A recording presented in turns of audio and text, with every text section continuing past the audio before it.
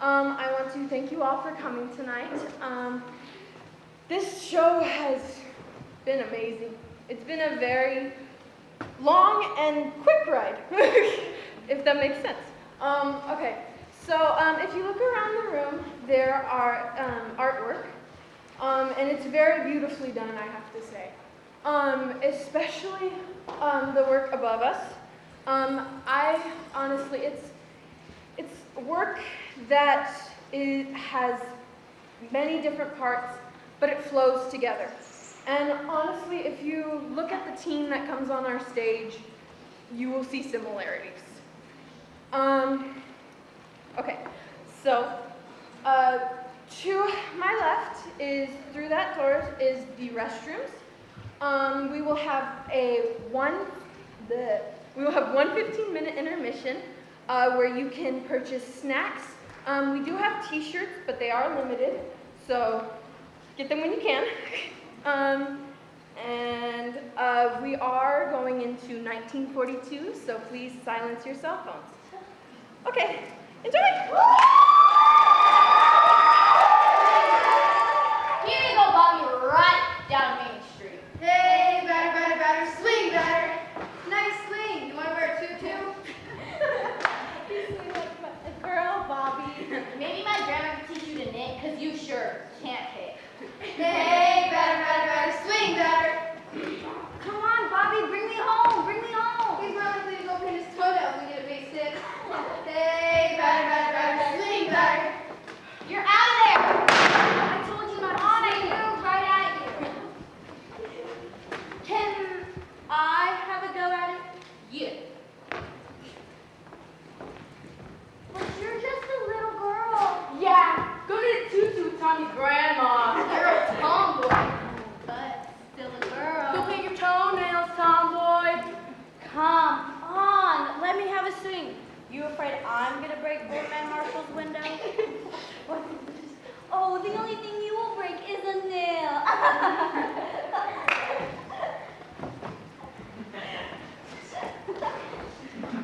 Why don't you go make a flower arrangement instead? Yeah, go make a flower arrangement instead. Only to put on your grave. Ooh. I think she just threatened you, Tommy. Flowers on your grave? Girl, are you not? You ain't talking to me like that.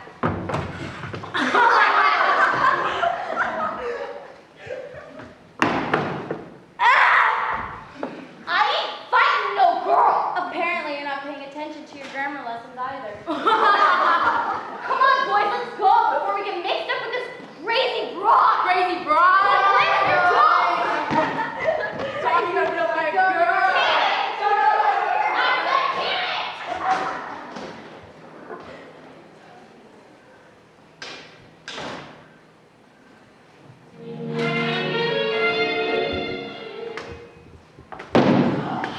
I told you I could do it the old-fashioned way. Nice swing, Mary. Hey up, ladies. Never bet against Mary.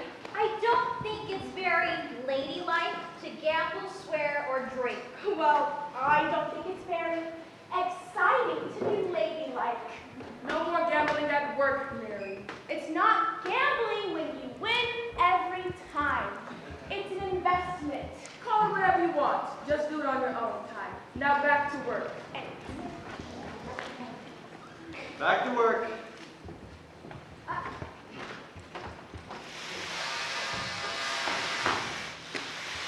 Don't listen to him. Come on, ladies. You need to support the movement. Or be doomed to forever ironing your husband's shirts and making his sandwiches after the war. Come on, Lou. You can do better than that. Leave her be. She's not a mute. She can talk. She just decides not to. Like you decided not to fight in the war? I have my reasons, Mary. I'm sure you do. What kind of man doesn't fight anyway? You dopey or just a crumb? I have medical issues. They sound made up. You're a medical issues. Stick to riveting. You're better at that. that, then you're right, trying to figure out what's wrong with me. You're off the cob. That's what's wrong with Mary, leave him be. Oh, careful, Margaret. Your heart's showing. You hush, Helen. Donald, you're not careful.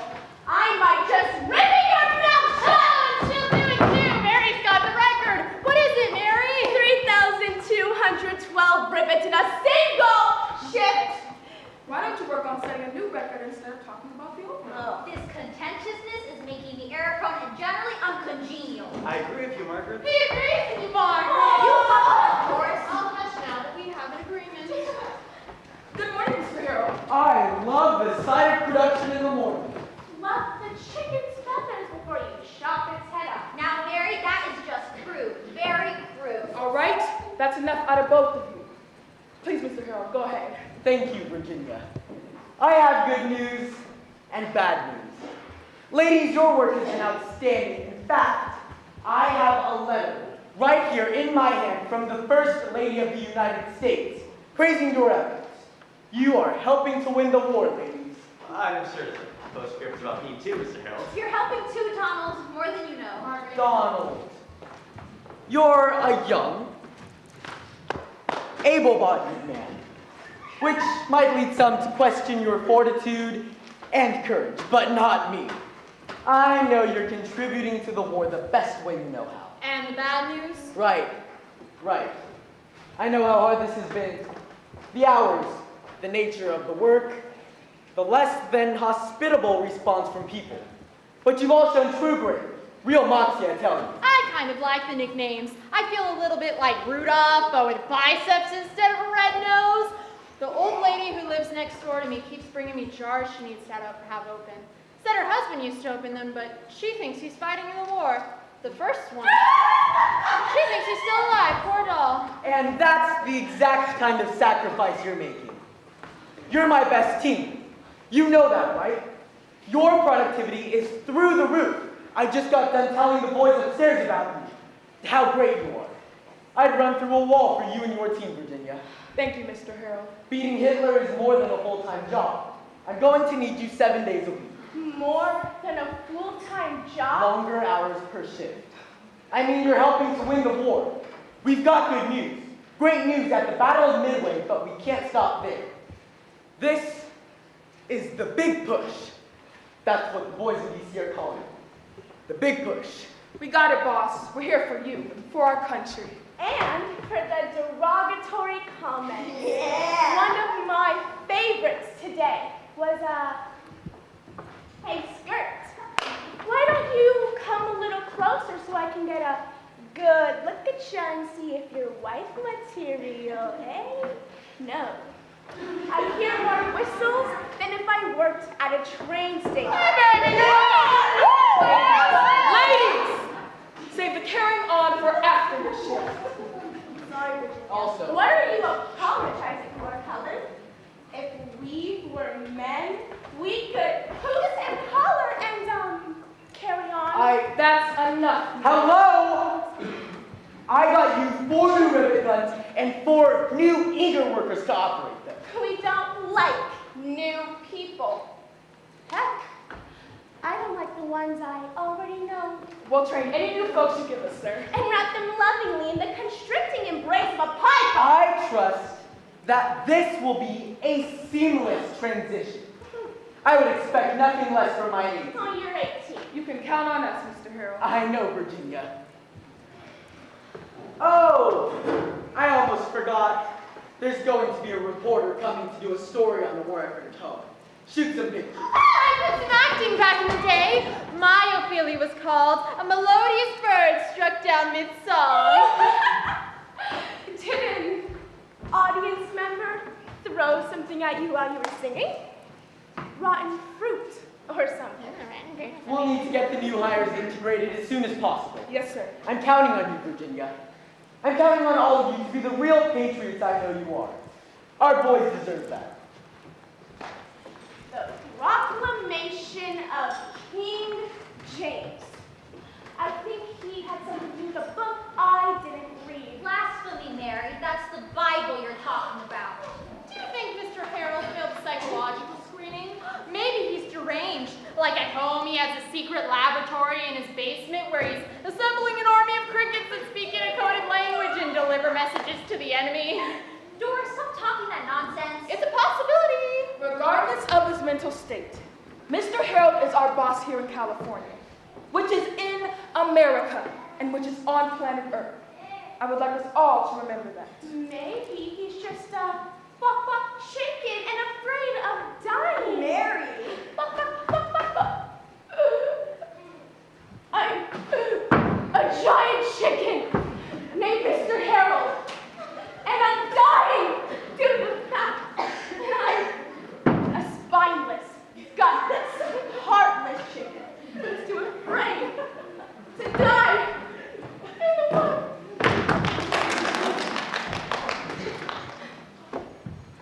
Virginia's husband died in Pearl Harbor. I'm sorry, Virginia. I should have known. It's all right, Mary. Can we please remember there is a chain of command on the battlefield and here?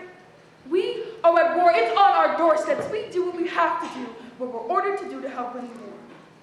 Virginia, I'm sorry about your husband. Words didn't kill him, and they sure as heck are not going to bring him back. We have the work, we rivet, we build, we put planes in the air, we defeat the enemy. We here were highly resolved that these dead shall not have died in vain.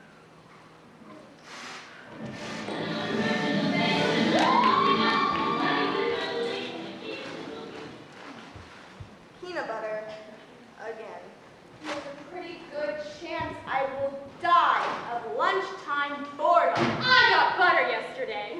What's the big deal? You don't understand. I'm talking real from the udder cow butter. Not that imitation stuff. Real, creamy, smooth, and silky. Kind of stuff that makes life worth living. Where did you get real butter, Doris? The neighbor lady hates it. Traded her for a bunch of radishes, if you can believe it.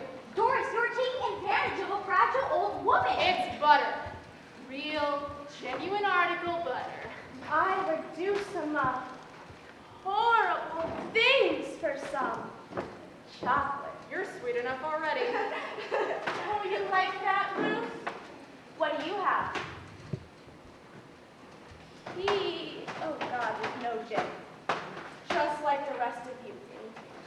But at least I'm not ripping off old ladies. Trading radishes for butter. You doing the devil's work, Doris? Gonna make a devil's food cake with that butter? Mary, you know the devil's food cake is chocolate, right? Chocolate. But you have a piece. Yes, absolutely. Why are you always looking for trouble, Mary? It is better than being a boring prude. I am Margaret. not boring. Oh, but you're all right with being a prude, though. If that means I'm striving to be good, then I guess I am a prude. Don't you ever just wanna let loose? I read. There's nothing like a great book to tantalize the mind and the senses. I bet you read those steamy romance novels in a dimly lit room. Sven ripped off his shirt, revealing a muscular physique that made Margaret sick in the knees. There was a boy back home who made me weak in the knees. Frankie Slater. He was 6. Poor Frankie. Before you judge, I was also 6. Oh, poor Frankie. He ran around with his shirt off all the time, thought he was Tarzan. Well, we all know who makes Margaret weak in the knees. Stop teasing her, Mary. Margaret, you should write your own romance novel. Donald couldn't quite rip off his shirt, revealing only part of an almost muscular physique that made Margaret jump. His bones like a love-crazed maniac. You're a real riot, Mary. Like a steamroller at a tea party. A steamroller would be a good thing to have at a tea party. Huh. Everybody knows they like the little cute tender sandwiches, good and flat. I think you hurt her feelings.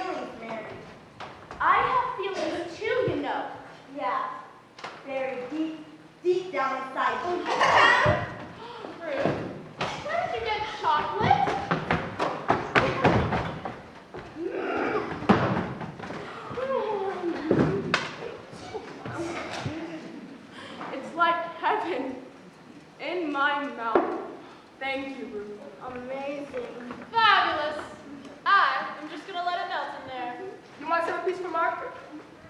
And Donald? Donald will be on your Christmas card list, Lily Ruth. You guys want to see something? Is it going to get us in trouble? Only as accomplices. Even though we're on lunch, I am still your supervisor. I know, boss. But I think even you, ambitious career woman that you are, moving up the managerial ladder with deft skill and lightning speed, will enjoy this. Now, I swear, ladies, I didn't take this.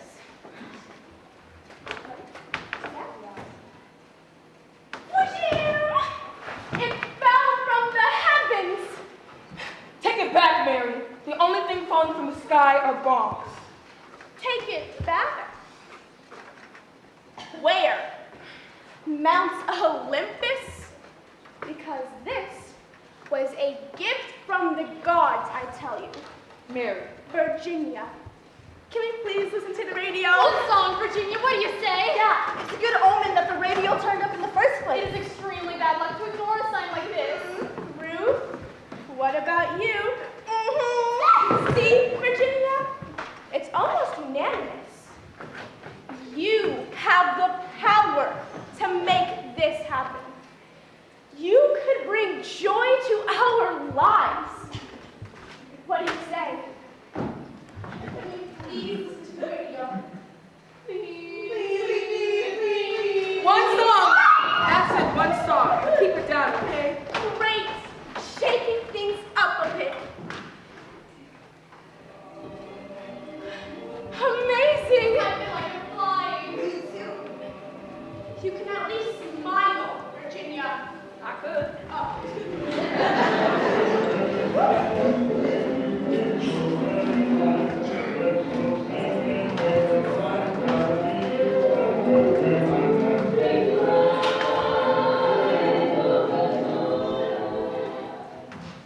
We are at a cruising altitude. Clear skies ahead. I gotta tell you, this bird flies exactly like its name.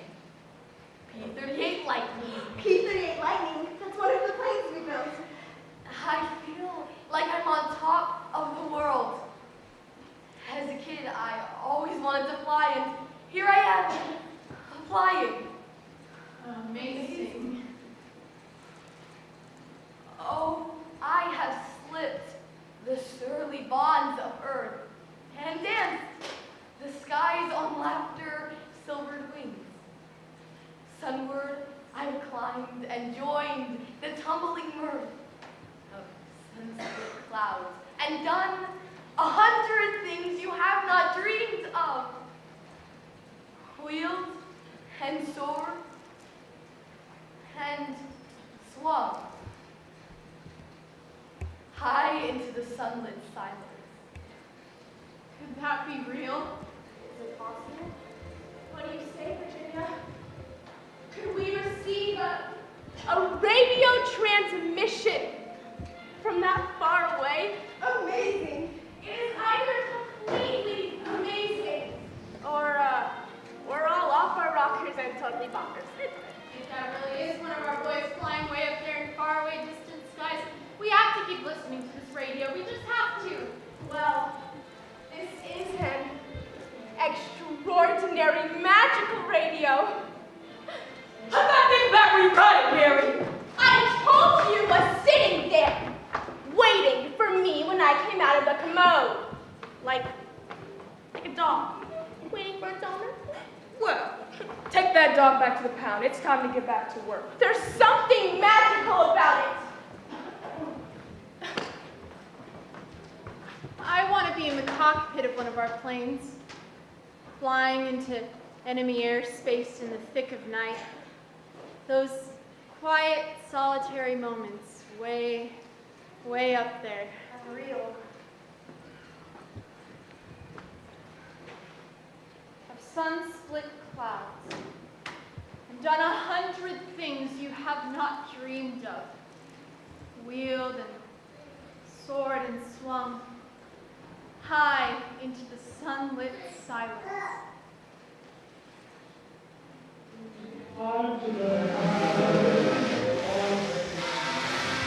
Attention, everyone. I would like you to meet the new members of your team. These ladies will help boost production. We'll roll out more planes. We'll set records and, when it's all said and done, we'll be a deciding factor in winning the war. Hello, beautiful ladies. Thank you, Mr. Harold. I believe this will make an enormous difference in our productivity. Aww, careful, Margaret. You might hurt something. Like your dignity. Ladies, why don't you introduce yourselves? I'm Dorothy, and the red shoes are no coincidence. People say I could have played her in the movie. My time is coming. It's written in the stars. Oh, a fellow thespian. Thespian? You mean star. My name is Betty. I was a runner-up in the 1937 Miss South Dakota pageant. Delightful, isn't she? Her talent was juggling, so this should be a cinch for her. He knows we won't be juggling bowling pins and fruit here, right? Marie, I went to boarding school in Petty. My name used to be Mary, but I changed it because Mary is boring and made me seem sad and well. Hey, easy. And I'm Lillian, but people call me Lily. I want to be a supermodel and marry a prince, and I want to bring joy to the lives of my husband, children, and the rest of the world. She can't be real. None. Oh, this is real. Virginia, see to it that they're trained and ready to go by tomorrow. Sir, you want me to train these ladies to be riveters by tomorrow? I'm giving you the tools and the personnel to succeed. And now you must use them. I believe in you, Virginia. I appreciate that, Mr. Harold. What is it? They don't seem well suited for this kind of work. Do you remember when you walked in here? Who trained you? You. And look at you now. You're managing the highest producing team in the entire factory. Isn't that something? Yes, sir. These are challenging times. But they are times that reward those who rise to the challenge. And that's you, Virginia. You rise to challenges. Thank you, Mr. Harold. I believe in you and your team. I would run through a wall for you. A brick wall. Now go get these ladies up to speed. Welcome, ladies. Newbie chicks. Mary, we'd like to welcome you and let you know that we, all of us, are here to help you learn the ropes and get adjusted. We're the highest producing team in the factory, so standards and expectations are set high. So don't let us down. Mary, You are rather unpleasant and unwelcoming, aren't you, Mary? But the name suits you. Let me guess, you were the class clown in your podunk town, made everyone laugh, but no one ever took you seriously. Hung out with the boys, made them laugh, but never had a steady. And now, you've finally found something you're good at, and you're running the roost. It took a world war for that to happen. Sad, Mary. Oh, very sad. You see, we were brought in here to make you look good. Tomorrow the press comes. National news. Not just some guy with spectacles and a notebook from your little podunk town. Mary. Just show us the basics and we'll make you look as good as your numbers say you are. And when the reporter comes, stay out of the way. And let us do what we were brought in to do. They are not real workers. They're plants for the photo shoot. They are prettier. Why, I'm Virginia. Really? This is setting women back decades. Pair up with one of the new ladies and show her the job. Don't you see? They are just here to make us look pretty. We do all the work, and they get all the glory. You're not as dumb as you look. You look better than That's your word, are you married? I will send you to the scrapyard. Welcome to the war, ladies.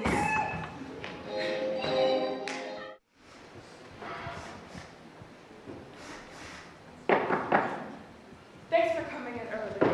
Am I in trouble? Are you ever not in trouble? That was such a sweet, rhetorical question. I love the speed of your gut. The speed of your mouth, not so much. For one day, can you can it? Can I it? I need you to play the game. Play the game. I need you to behave like a normal worker. Oh, boring. And very challenging for me, nearly impossible. I'm willing to make it worth your while. I want to play the radio. You can't deny what it does for us. For the team, and that pilot. He's one of our own in one of our planes.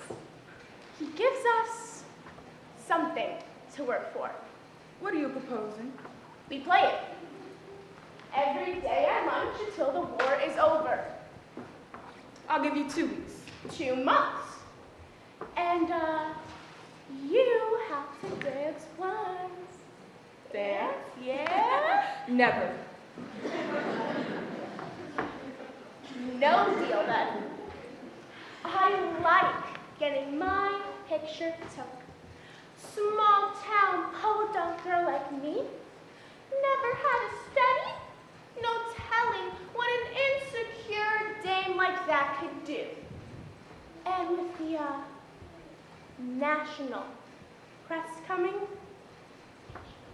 1 month, lunch only, volume at a respectable level, and I don't dance. Virginia, the girls need to see you let loose. Heck, you need to do it for yourself. Do you accept this offer? My other offer won't be nearly as appealing. A deal. And, you'll dance eventually.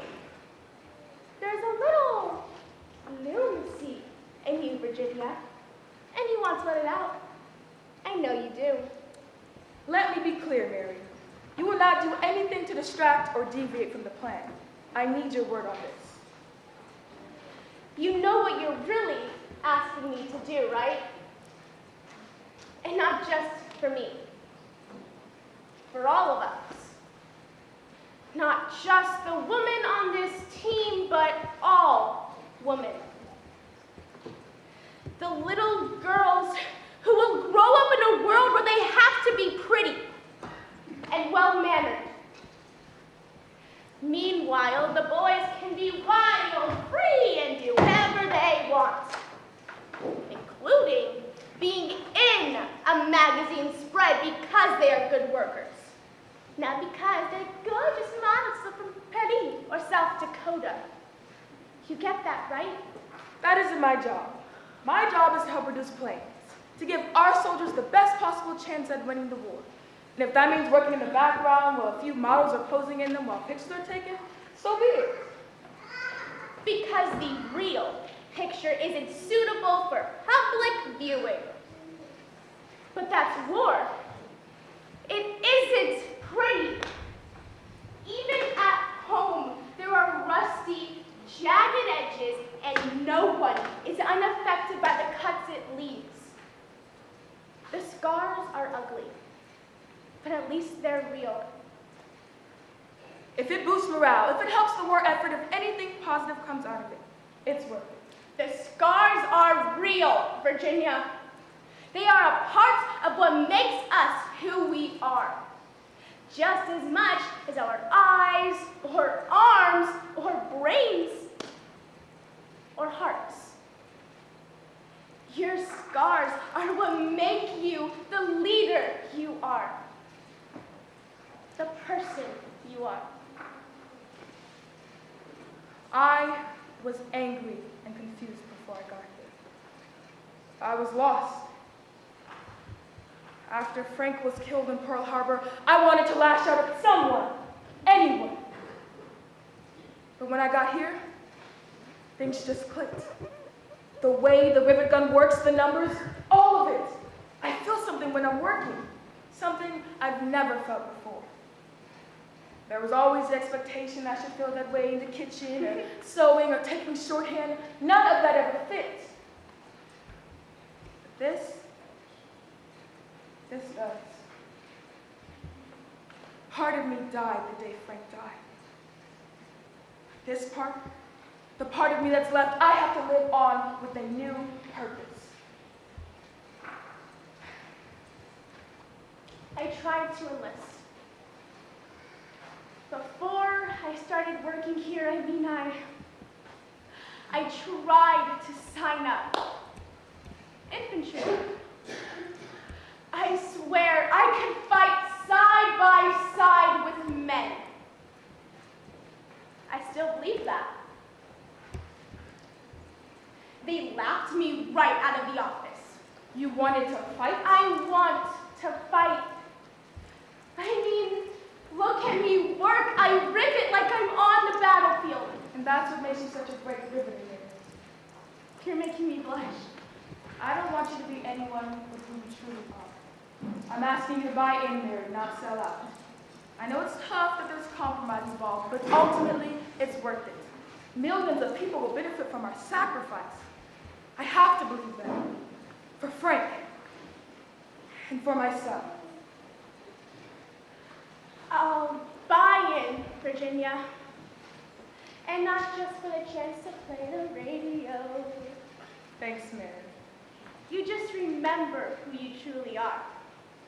Not who they want you to be. Be proud of your scars. And then I told him if he ever talked to me like that again, he'd be singing falsetto for the rest of his life. Good morning. Good morning, ladies. Any news from our pilot yet? Have you heard him on the radio? I think we should keep it on in the background, just in case. I don't think that's a good idea right now, Doris. You don't think that's a good idea. You're the one that introduced it to us. There's a time for work and a time for play. Maybe one day you'll learn the difference between the two. I'll learn the difference.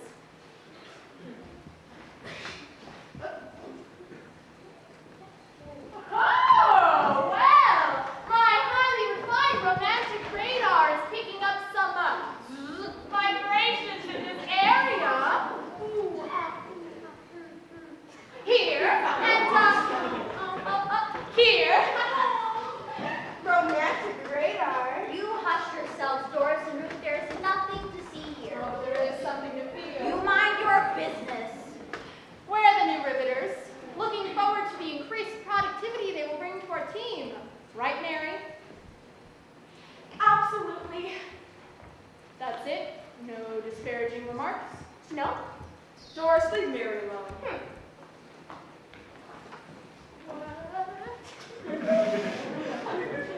What is going on here? If you're in there, Mary, come out! Don't worry, Mary, I know you're in there. What did you do to her? Mary is aware of the importance of today. Are you? Yes, I am aware. Very aware. But you're not fooling me. I played Eliza Doolittle. And I can tell when someone is trying to change a Cockney flower girl into a fully polished socialite. That is not to say that you're a Cockney flower girl, but I think we all know who the crafty Professor Higgins is here. I'm on to your little experiment, Professor. I bet you were fantastic, Eliza, Doris. Well, yes, I was. On closing night, they called us out for 3 standing ovations. Why, I had already loosened my corset. Nothing! That was the perfect setup! If you're in there, Mary, come out! I am going to crack this case open like a child's piggy bank! That seems excessive, Doris. I think hard work is the best cure for your, anger. Yeah. Yeah. Ah!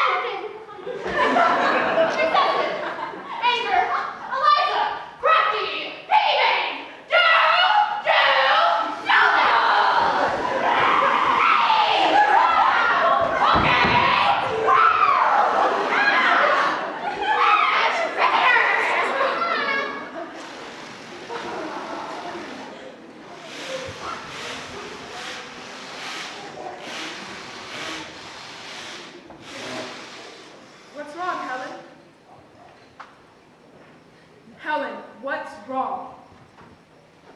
They took my mom away last night. Wait, who took your mom away? We were just starting dinner when someone knocked on the door. Friendly, you know, like a neighbor. Certainly not the kind of knocking that it turned out to be.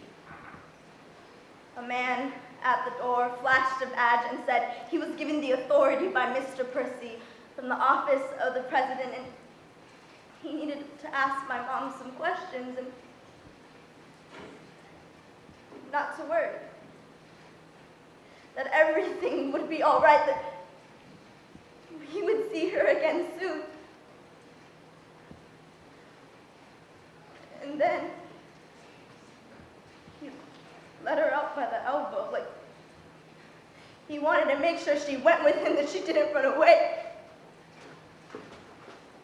I let a stranger come and take my mother away, and I didn't do a single thing to stop it. We'll figure this out, Helen. We'll get your mom back. She's a sweet lady. She doesn't even jaywalk.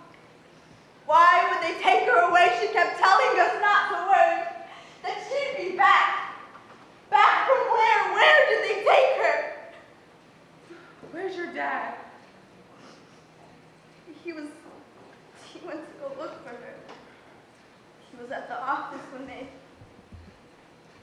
took her away. Why would they take her, Virginia? Helen's mom didn't do anything wrong. It's not right, is it? When my mom was sick, before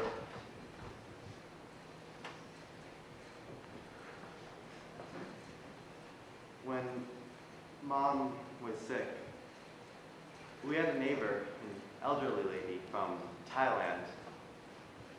She'd come over every day, soup, and they'd sit down and talk and laugh all day. She lived alone.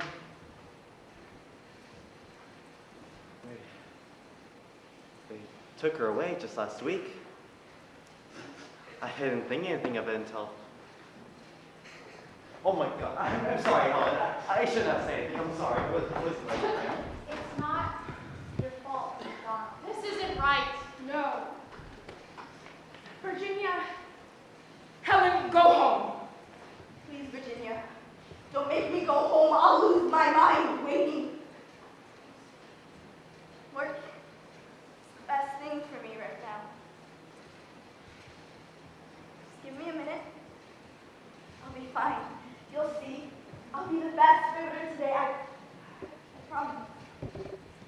All right, Helen, work it is.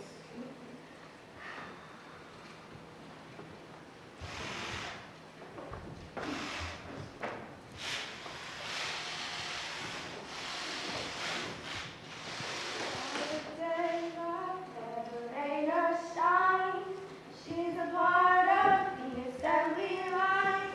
She's making history, working for victory. Rosie, the riveter, keeps a sharp lookout for sabotage. Sitting up there on the fuselage, that little girl can do more than a man can do. Rosie, the riveter, Rosie's got a boyfriend, Charlie. Charlie, he's a Marine. Rosie's protecting Charlie, working overtime on the riveting machine. Good morning, ladies. Off and running, I see. Yes, sir. I run through a wall for this group, my A team. You ready for the big day?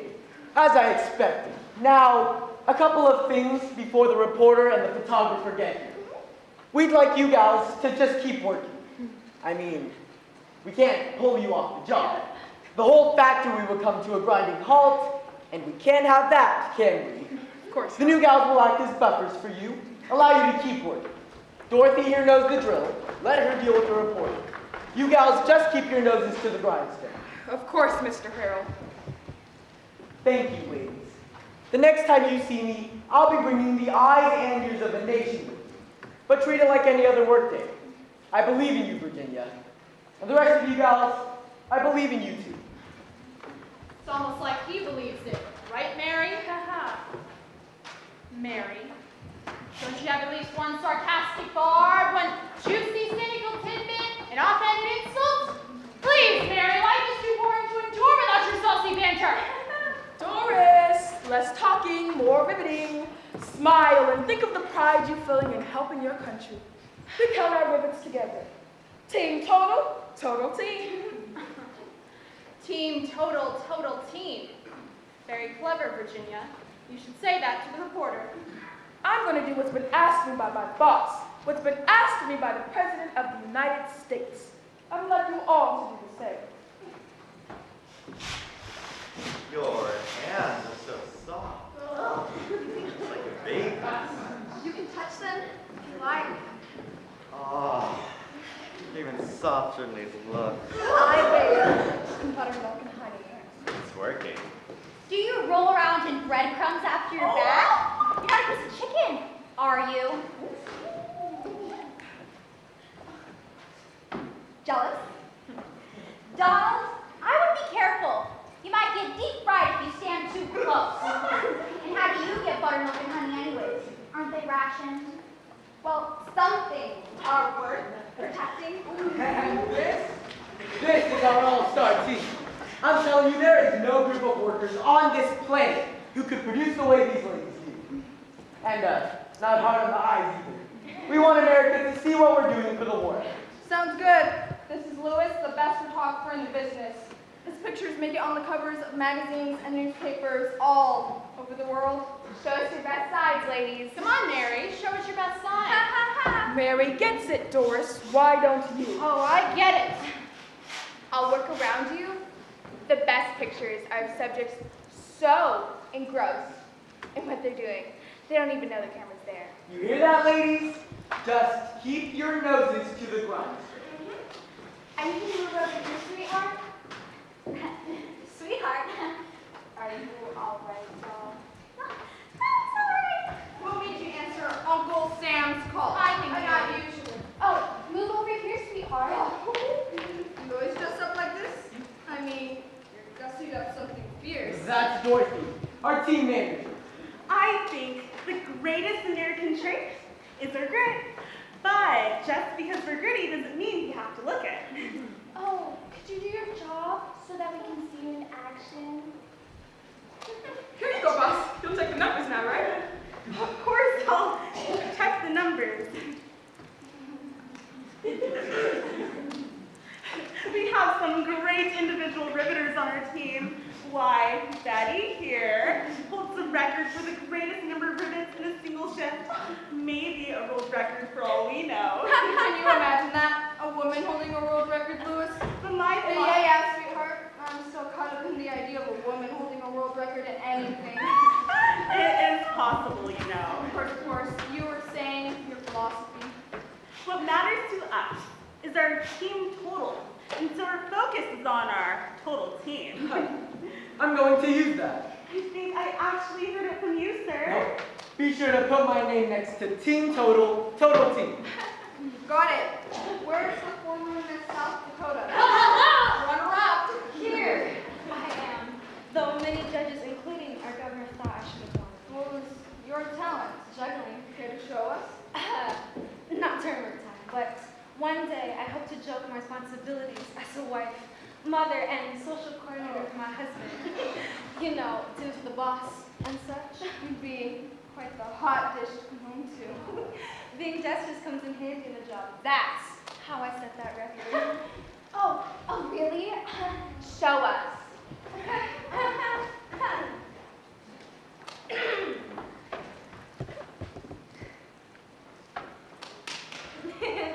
They must have jammed.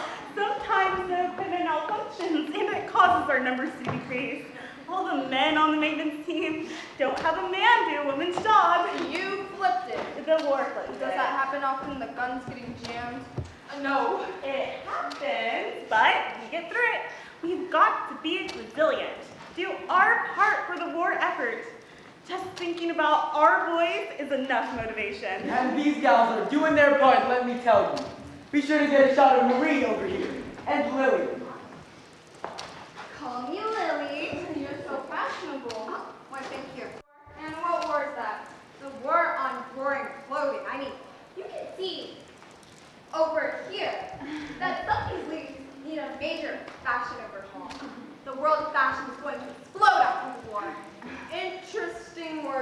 just get really excited about fashion.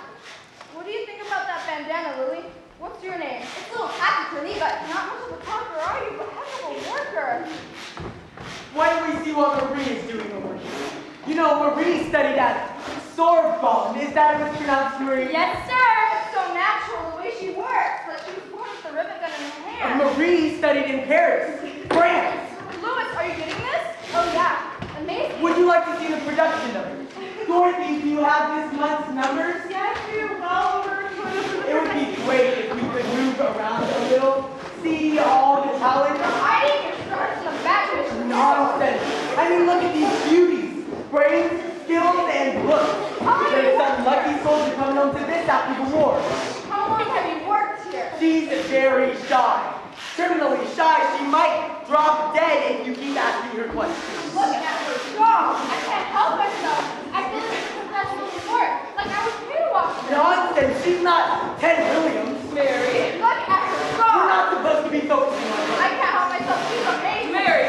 Unbelievable. Snap, snap, snap, snap, snap. Virginia, Snap, snap, snap, Virginia, snap. can you please do something? Mary! Snap, snap, snap. Stop her, Virginia. Mary, stop it! Mary! Mary!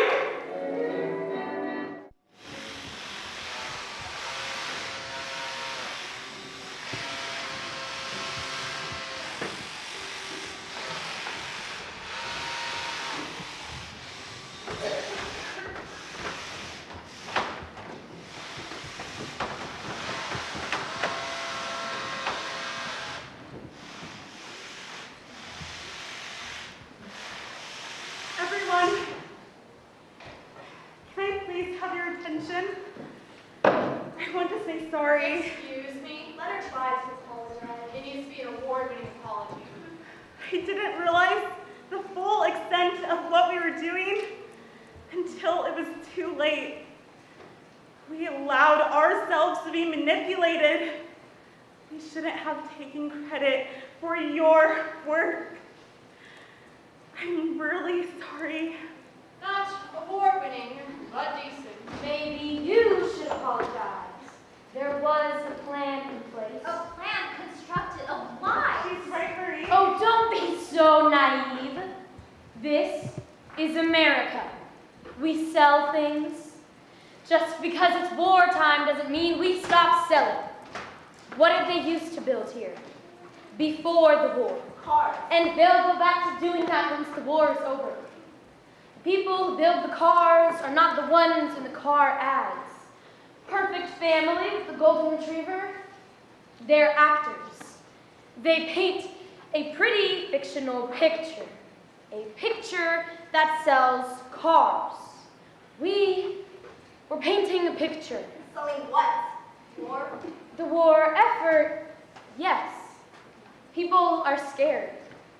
They think they're in danger. And if we can create an image that causes pride to swell in people's hearts, it gives them something to believe in. Lies. We love a well-crafted lie. That's the American dream.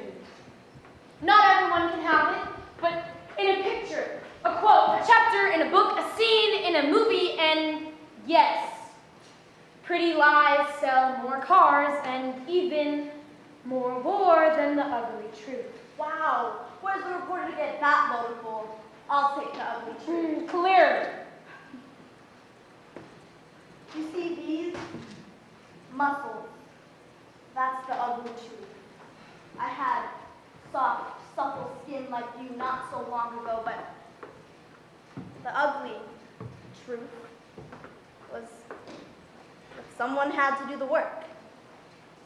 I used to try to rock myself to sleep. My entire body hurt. I still go through the movements of the job involuntarily, unexpectedly, while I sleep. When I let my guard down, my hand applies the pressure to fire the rivet gun, even when it's not in my hand. It marked me, inside and out. See? Calluses, right here, here, and here. If you do this long enough, you won't even feel the spot right here anymore. This burn mark is from a welding torch. The smell of your burning skin lingers, resurfaces without warning or reason. This, right here, I riveted through my index finger when I was first learning. The ache reminds me, the throbs are a pulse of an injury that's still alive, that will never truly go away. The ugly truth. That sounds like something ugly people say to make themselves feel better. You could drown yourself in buttermilk and honey and it would never make you beautiful. I wish he would. Oh, that's not a very nice thing to say, prude. What did you say?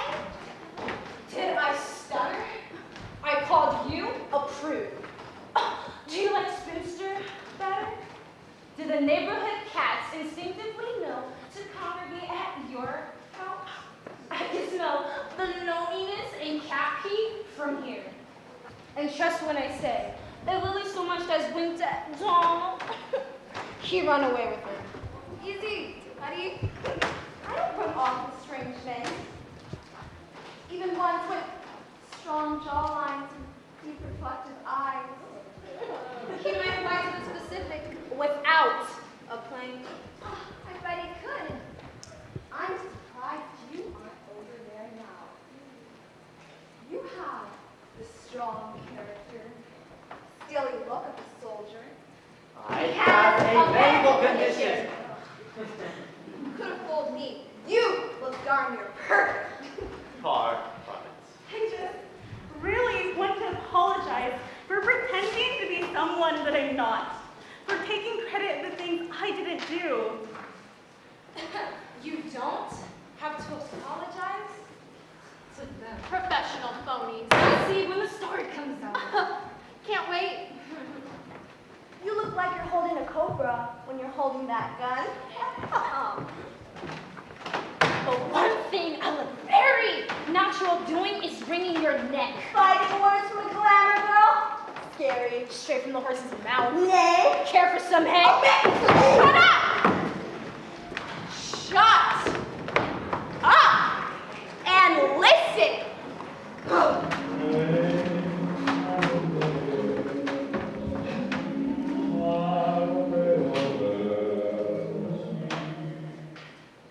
We have some cloud cover that is obscuring our view. It's like you could reach right out and grab a handful of it and pop it in your mouth.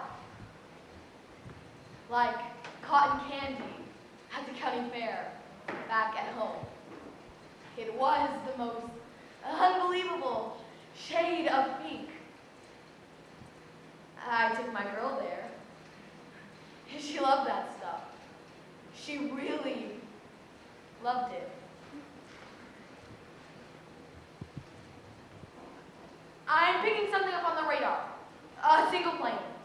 Stand by.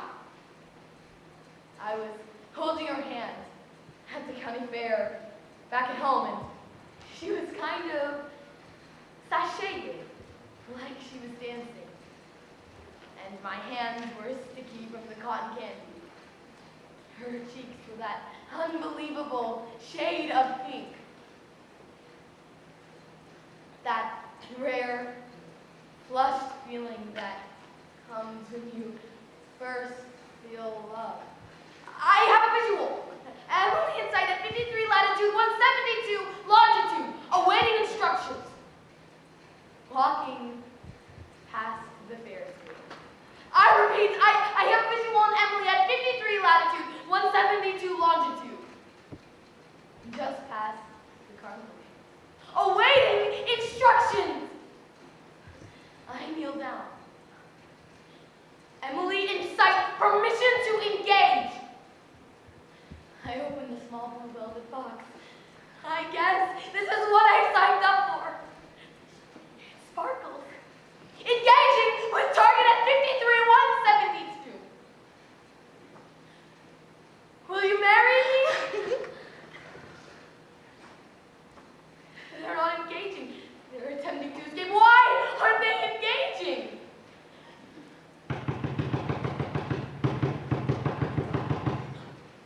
Target? Target?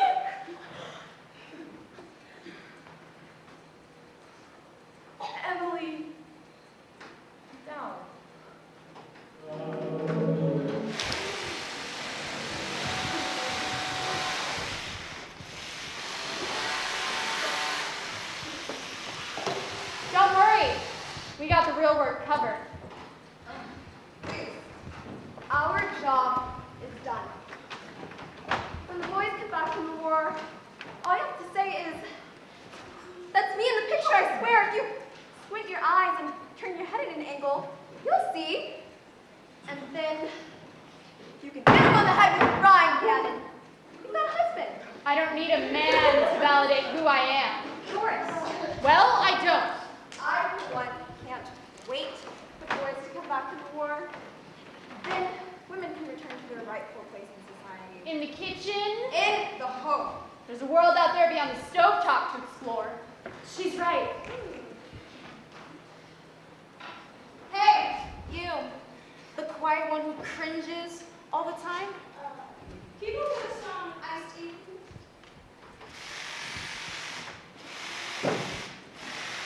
I asked you a question, girlie. It's rude not to answer.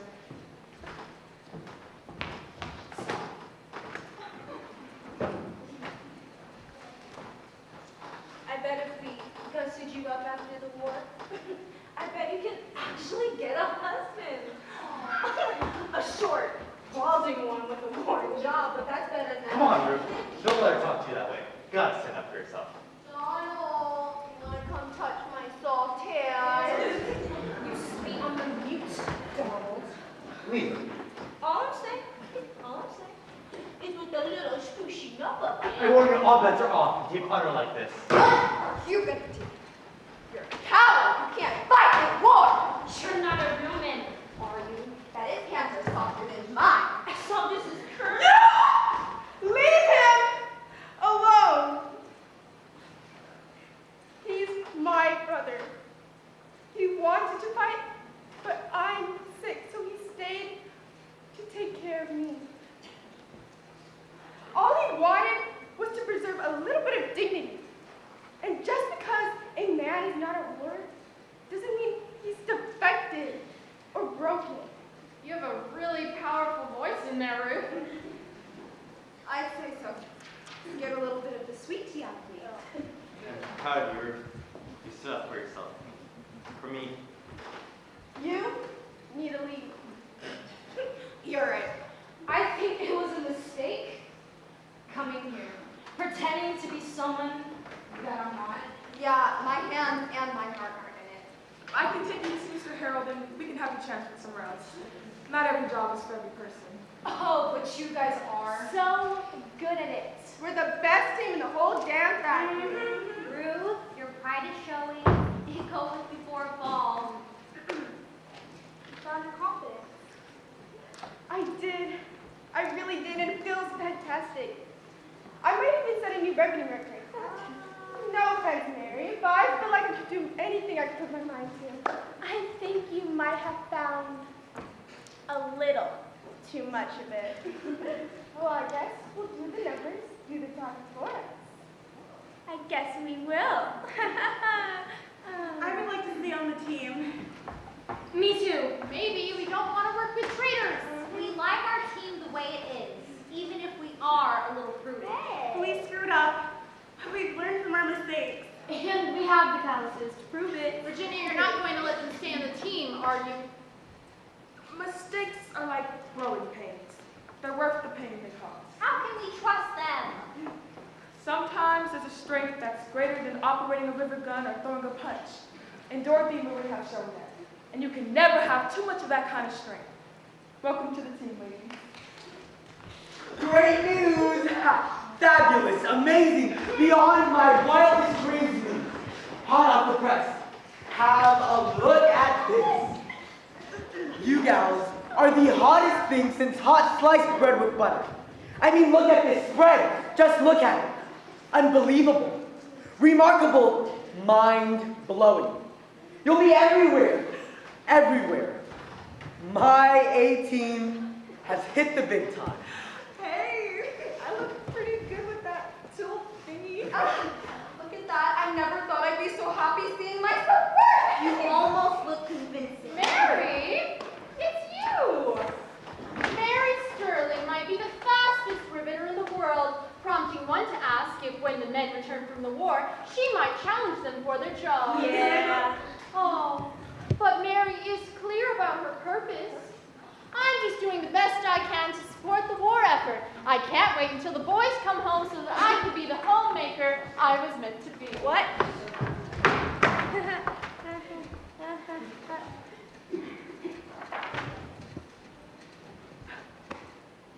I didn't say that. The reporter made it up, Virginia. You know I didn't say that. You all saw me. I didn't say anything. You said the right things and looked great doing it, and that's all that matters. That's all that matters. Easy, Mary. We had a deal. Had a deal. A deal I made good on. I said I would control the speed of my mouth, not the speed of my gun, yada yada. Mr. Harold, Yes, Mary? what were the boys upstairs thinking? Mary, this is not the time or the place. Let me guess. Hire these pretty front woman bluesies to come in and make us look good. Did you wine and dine them? Did you tell them they wouldn't really have to work ever? Don't you see? We are being used again. When the war is over, and it will be one day, we will return to the kitchens and sewing machines and secretary desks.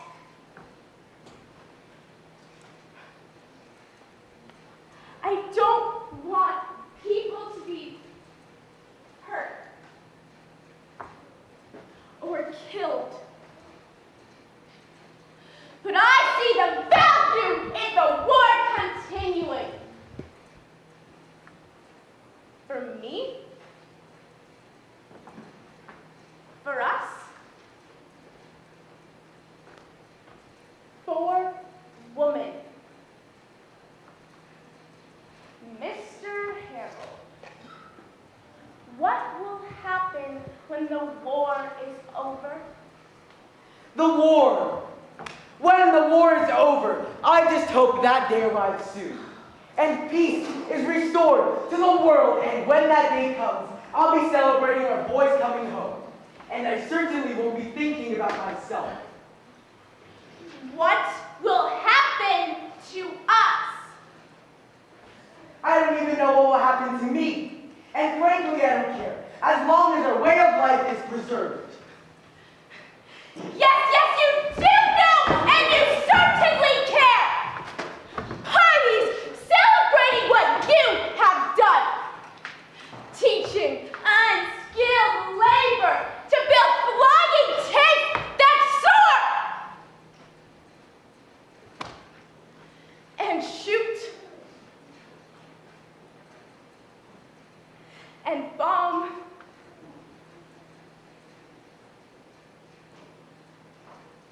and kill. We are accessories to this.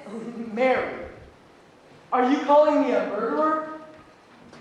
Not just you. All of us.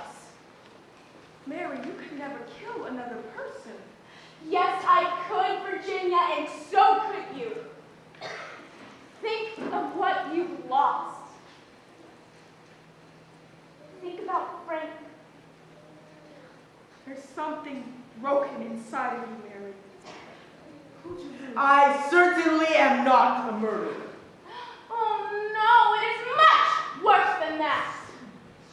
Someone is getting you to get us to do their murdering for them.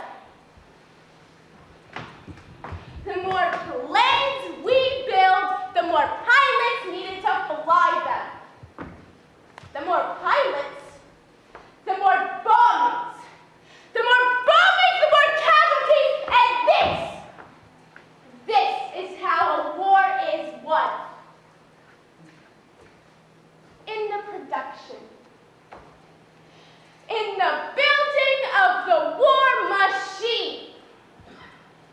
Virginia. You know what you have to do, so do it.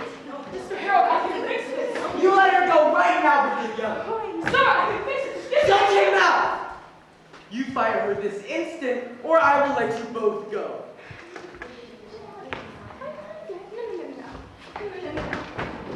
Mary,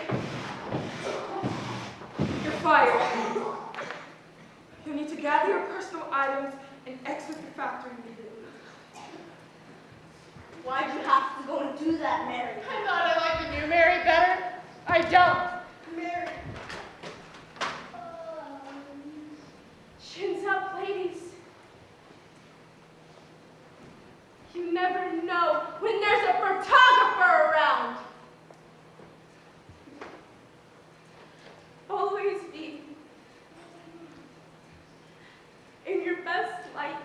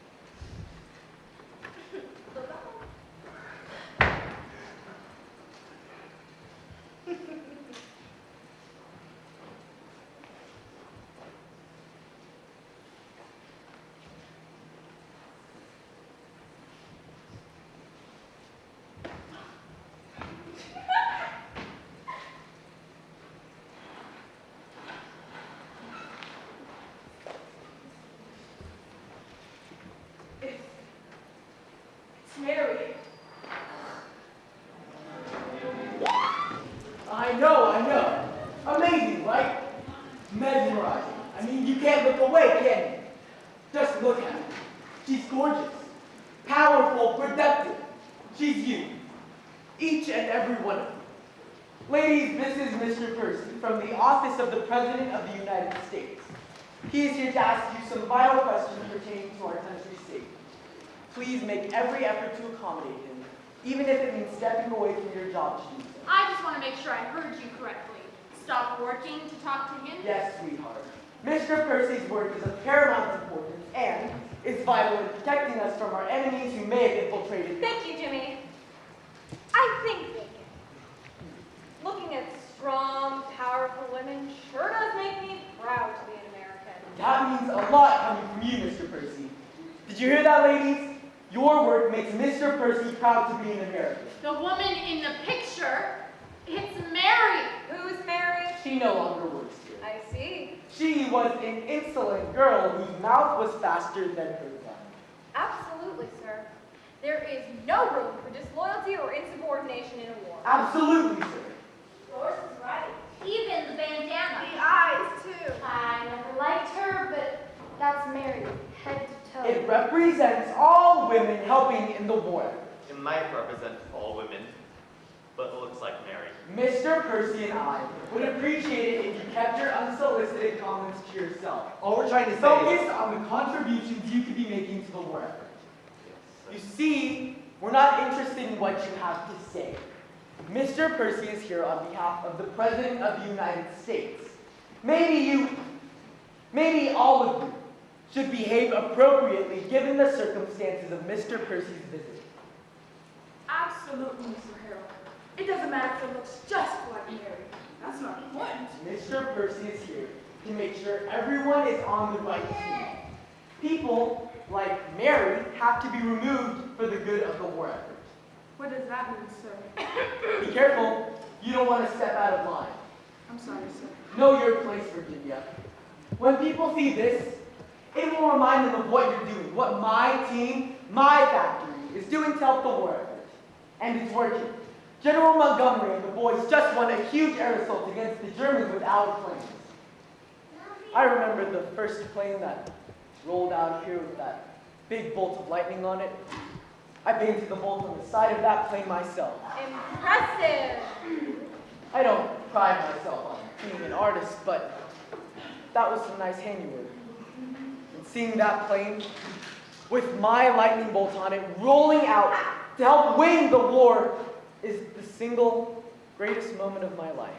You're a true patriot, Jimmy. Thank you, Mr. Percy. It reminds me that I'm a part of something greater than myself. Something that will stand the test of time. And this will put the focus where it needs to be. Not on our needs, but the needs of a nation. The needs of a nation. Yes. Each of us has a job to do for the war effort. And even the smallest of jobs can have an enormous impact. In painting, Each and every rivet makes a difference. in painting lightning bolts on planes. That lightning bolt, my lightning bolt, was a source of power for our soldiers. This can be the same for you. Look at it and feel the power. Isn't it also a recruitment tool to get new women to work in the factories? And it romanticizes the work. These hands don't feel very romantic at the end of a shift. Here, Mr. Percy, feel them for yourself. That's quite all right. Helen, isn't it? Try to control yourself, Helen, or you'll find yourself following Mary out the door. You have to excuse Helen, Mr. Harold. She had a traumatic night last night. I imagine the soldiers in the front, the pilots flying our planes, have had some rough nights too. Exactly, Mr. Percy. Remember, ladies, we are defending our very way of life. Virginia. You of all people should understand that, considering the sacrifice your husband made. Virginia's husband was killed in Pearl Harbor. My condolences for your loss. These dead shall not Yes, sir. We've got Hitler and Mussolini on the run. And what do you do when you've got the enemy on the run? Produce more. Run faster. Pursue them to the ends of the earth if necessary. Either you're going to help me, or someone else will. What does that mean, sir? You want to be on the right side of this, don't you, Virginia? All of you want to be on the right side of this? The side I'm on. The side Mr. Percy is on. The side the President of the United States is on. Together, we are an engine. Some parts, like Mr. Percy and myself, are not as easy to replace because we make major decisions that impact the outcome of this war. Other parts, like Mary, can be replaced.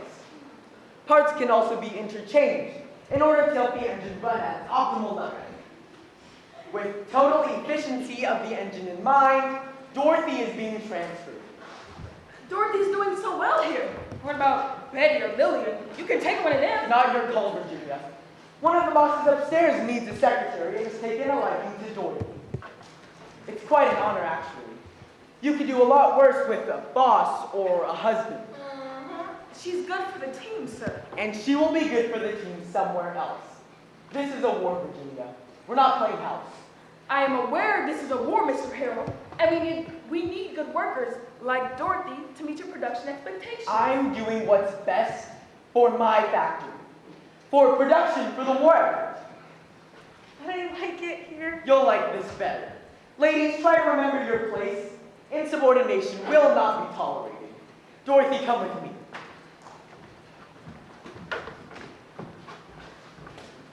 Dorothy!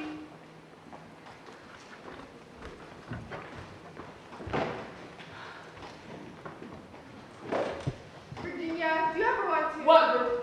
Punch him in his precious parts? Well, How many female managers are there in this factory?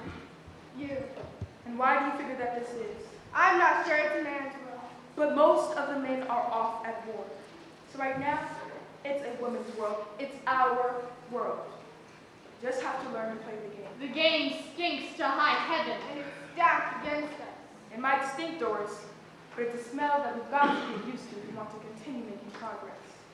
I remember when I was young, peeking in on my father's card game and thinking, I want to play in that game. To be a part of the wafting smoke and clinking glasses, and the laughter and even the groans of agony. Then, one day, I was 13. He caught me watching and he said, we're short a man. Come on in, Doris. The other men hemmed and hawed about, this isn't the place for a little girl, but my pop insisted. And I sat right down and proceeded to win all their money. Doris, you hustler. Hardly. I'm just better at probabilities, statistics, and reading human behavior than a bunch of drunks. I realized that even after winning all that money, I didn't earn any respect. They said it was beginner's luck or that my dad rigged it for me. Any reason except my skill. I never got a seat at that card game again. You can play their game by their rules and still never truly win. You guys are absolutely depressing me. I miss Mary. She was good at this. The best. Mary was great at riveting, but not at playing the game. And look where that's got her. Sometimes we have to learn to play the game, ladies.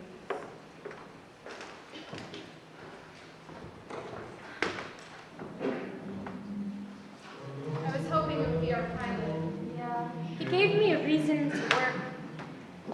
I didn't really get it until I heard his voice. Back to work. Maria, keep it on for a bit.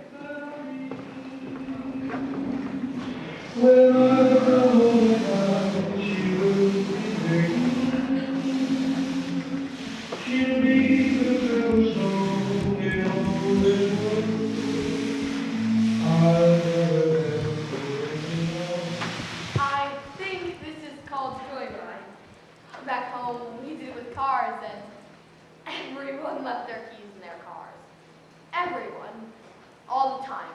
And it felt like an invitation to take one for a spin.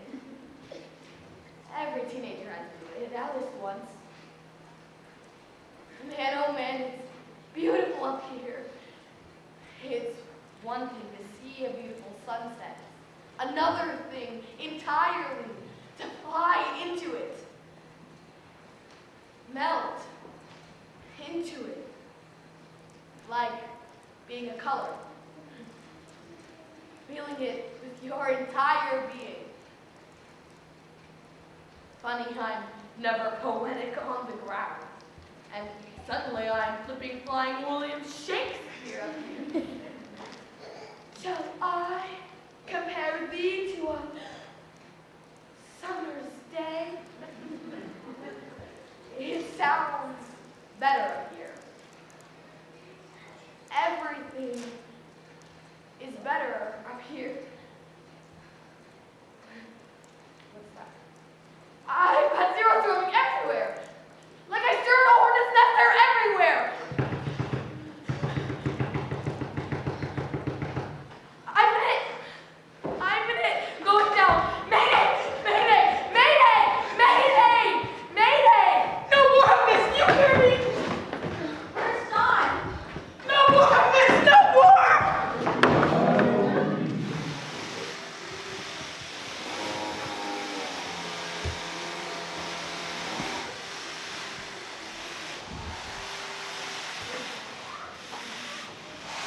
When I look at that poster, I feel like Mary is watching us. Like an angel. Mary was no angel.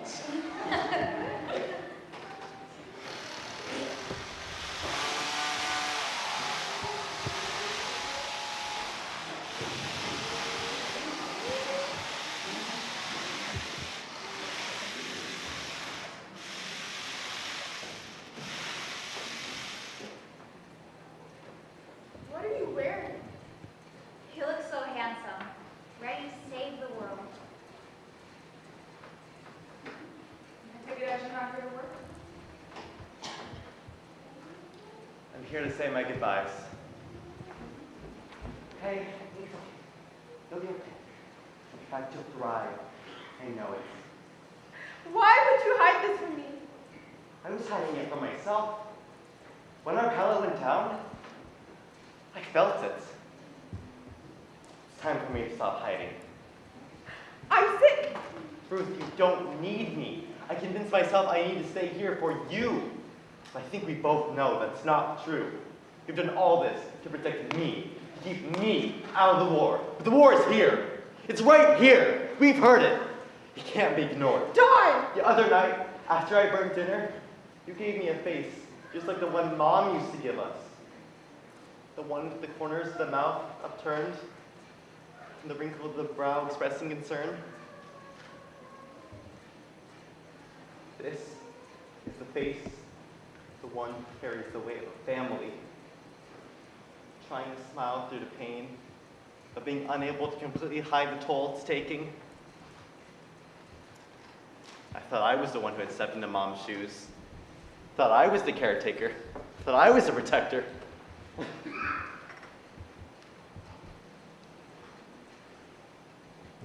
But it's you. It's you, Ruth. Mom would be proud.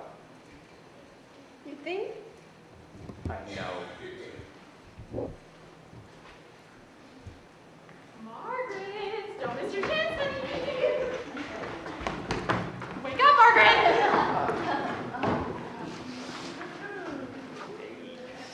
Hands to go! Right? Oh, yeah,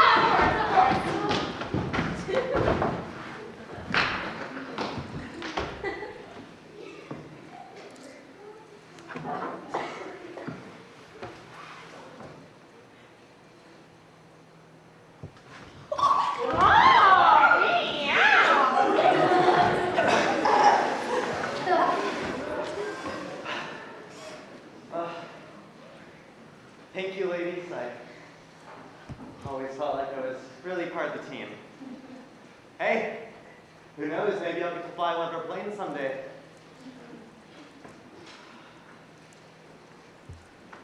Wouldn't that be something?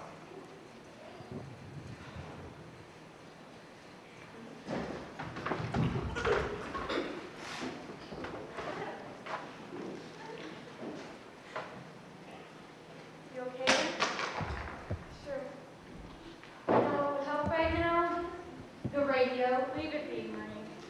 Do you ever feel really down? And you turn on the radio and that perfect tune is playing?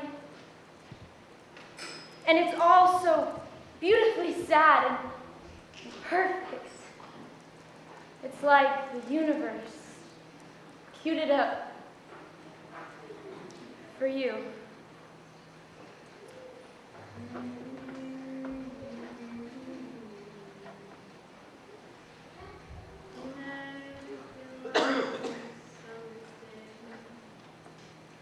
In everything that's light and gay, I'll always think of you that way. I'll find you in the morning sun, and when the night is new, I'll be looking at the moon, but I'll be seeing you. We got him on the run in the Pacific and in Europe, and we stopped the production for a concert. Frankly, Virginia, I expect more from you. These are the new members of your team, Richard and John, two of our best. They will replace Donald and that mountain girl. You mean the poster girl for the war effort at home? Rosie the Mary. There she is. That's not her. It's a representation of all women helping the war effort. Yes. I see that. Can we please remember that this is a numbers game, and numbers have no feelings. Numbers are the true objective measurement of success. In war? Are they the true objective measurement of success in war? Yes, in war and in business. Because that means we keep score by body count. If we keep score by body count, I'm just scared. Perhaps you think you're not replaceable. Let me assure you that you are. You all are. Sorry, sir. These men are here to increase production without the sense of privilege that many of you have developed. They will be good for the team. Virginia, make sure they're taken care of. Yes, sir. I heard about a radio being played here during work time. I took care of it, sir. Yeah, she sure did. Well, good.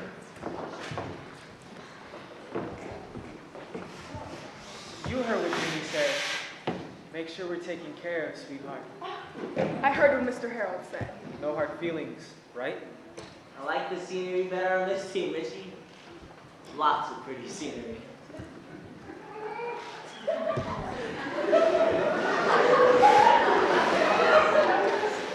Hello there, beautiful.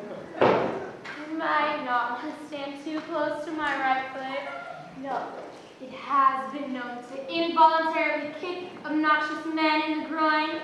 But you know, it's a numbers game.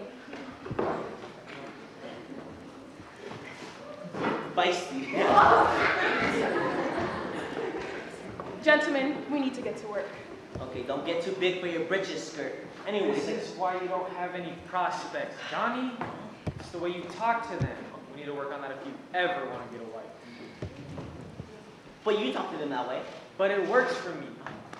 Follow my advice, we'll get you a choice wife. Is wife getting the main goal? Because you might want to get a personality overhaul before you set your expectations too high. Get a load of this broad, Richie.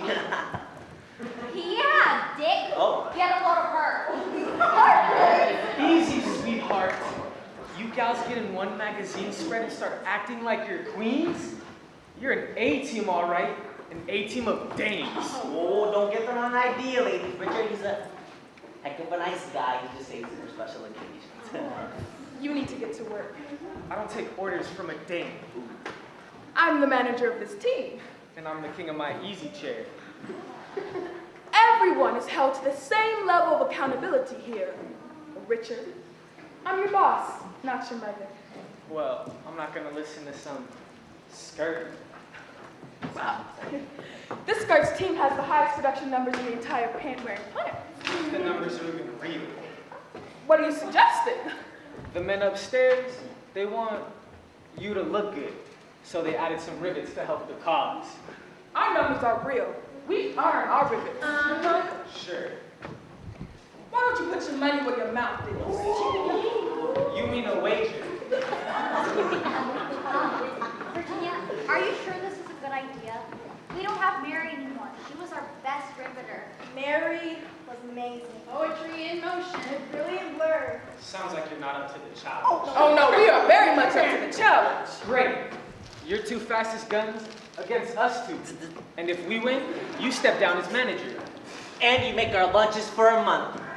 With dessert. And what do we get when we win? We'll work without. That's it? And I'll wear a skirt to work. Wait, really?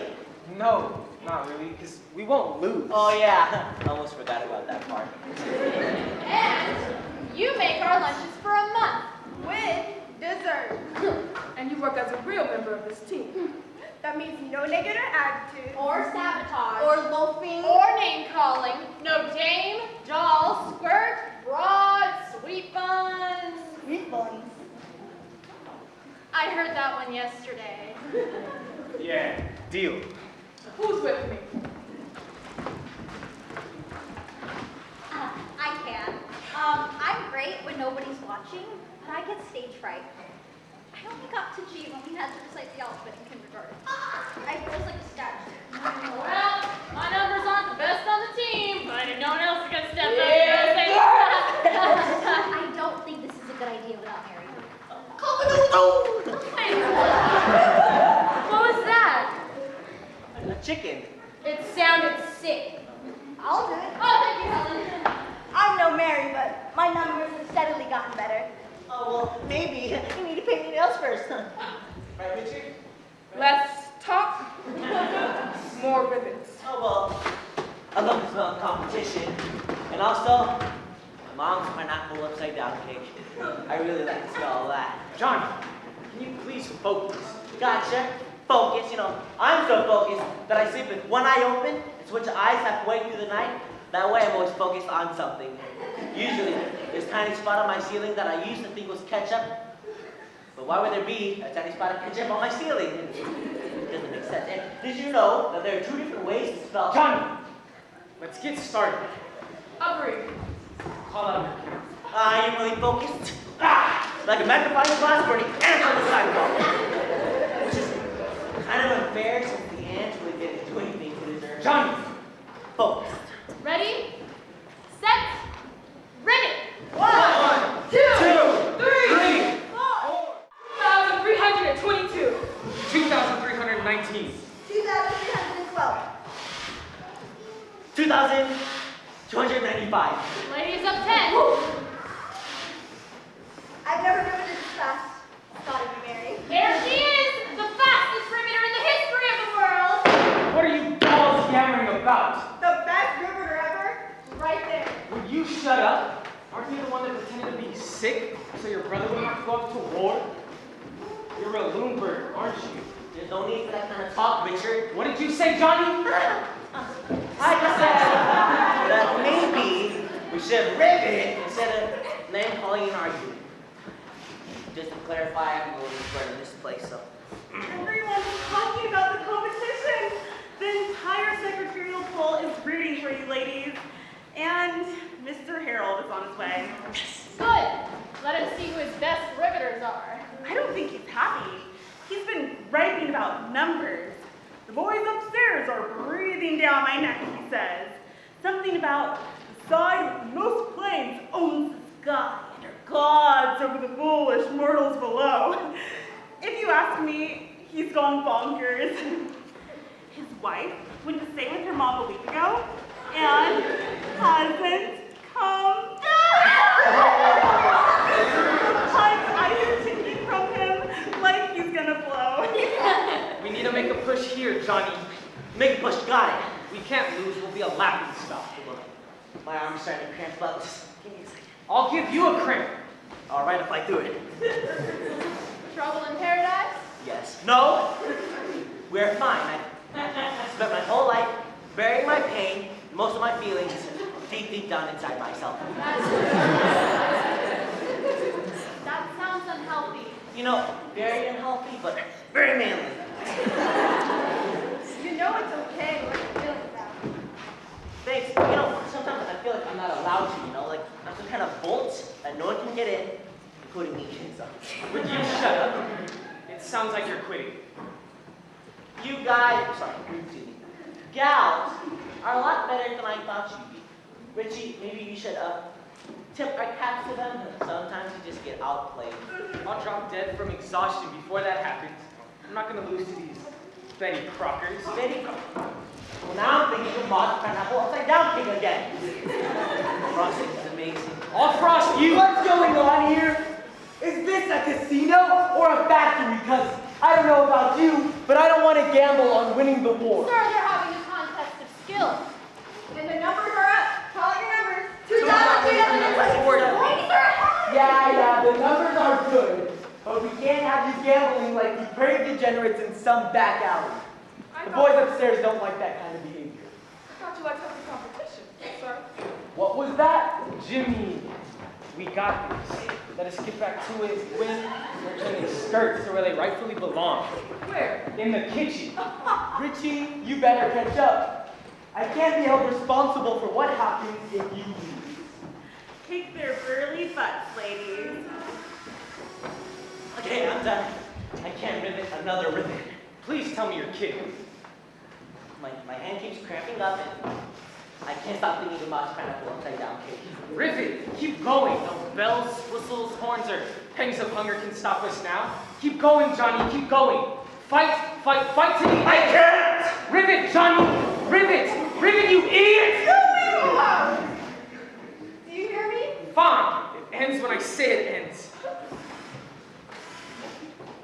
I'm sorry, buddy. Don't quit on me. That's all I got. I'm not gonna be best friends with a quitter. Do you hear me, Johnny? You quit on me, you quit on yourself, you quit on your country. Is there anything more cowardly than that? Yes, there is. That. Helen, I will always remember this, that we were a team. We won. We beat them fair and square. And yet I know you're unconvinced. You'll say that Johnny held you back, or we had the better river guns, or the sun was in your eyes, even though we're indoors. You're talking crazy. I couldn't save my best worker. I couldn't save Frank. Boo-hoo. But I can beat you and beat you again. I want you to know it at your core that I beat you. No excuses, No bells, horns, pangs of hunger. Virginia, you don't need to do this. We already won. Let's go then. Skirt. Rue, start us off. Ready, set, go. I still can't believe it. Everyone is talking about it. Even the boys in the parking lot. They're in shock. Not one cat call this morning. The women won. We won the cricket contest. Where's Helen? Mr. Percy, that government man, is looking for you. You say Mr. Percy? He says he needs to ask you some questions. He's being very pushy. He even said my shoes are vaguely anti-American. What's that supposed to mean? My red shoes are vaguely anti-American? That's quite an accusation. It's red, white, and blue, isn't it? I don't think that man has ever smiled. All he says is, it's a matter of national security. You all remember Mr. Percy? He is here enforcing the terms of an executive order. That's from the President of the United States. Don't all of our orders come directly from the president? Yes, but I just want to make sure that you are all aware of the gravity of the situation. I'm looking for Helen Stanton. In regards to some inconsistencies we had in an interview with her mother, Hiroko Stanton. I'm Helen Stanton. Virginia. You're not Helen. Helen is Helen, and she's right there. An order from the President of the United States is not to be trifled with. That's Helen, right there. Helen, please come with me. I'm Helen Stanton. She's not Helen Stanton. No, I'm Helen. You're off your rocker. I don't think this is a good idea. I'm Helen Stop Stanton. this! That is Helen right there. We all know who Helen is. I'm Helen Stanton. John? I am Helen Stanton.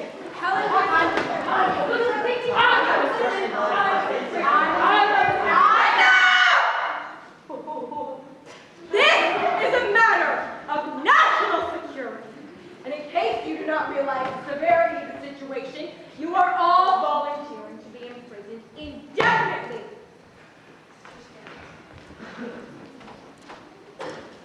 Now, if the real Helen Stanton could please identify.